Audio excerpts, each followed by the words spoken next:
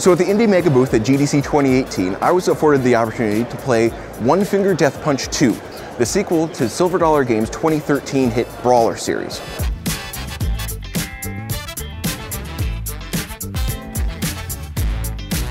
There are over 270 levels in this game, spread across 4 different modes: story mode, survival mode, rogue mode, which is basically story mode, but you have 1 life to beat the entire thing, and co-op mode, where you and a friend are switching off between enemies. Unfortunately, with the co-op mode, there's no cross-platform interoperability, so it's not like you can play with your friends while you're on the PC and they're on the Xbox. You'll have to be in the same room playing on the same system. Each of these different modes also allows you to play either with the action bar or without the action bar. The action bar is what lets you know when your enemies are in range and when you can attack them.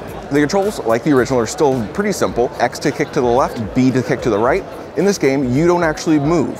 You stand in one spot and you control either kicking to the left or to the right using the X and B buttons. You basically have to just stand there, wait for your enemies to get within range, and then you just pummel the crap out of them.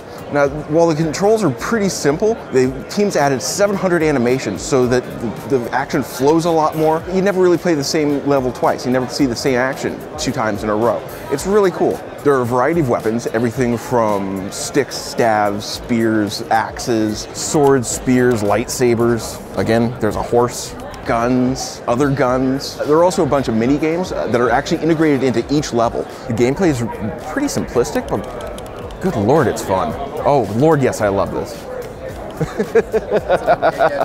One Finger Death Punch 2 is slated to be released next spring on Xbox and PC, and hopefully be ported to PlayStation and Switch immediately afterwards.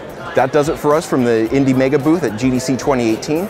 Stay tuned to Engadget all week. We'll be here showing you all the best that video games have to offer.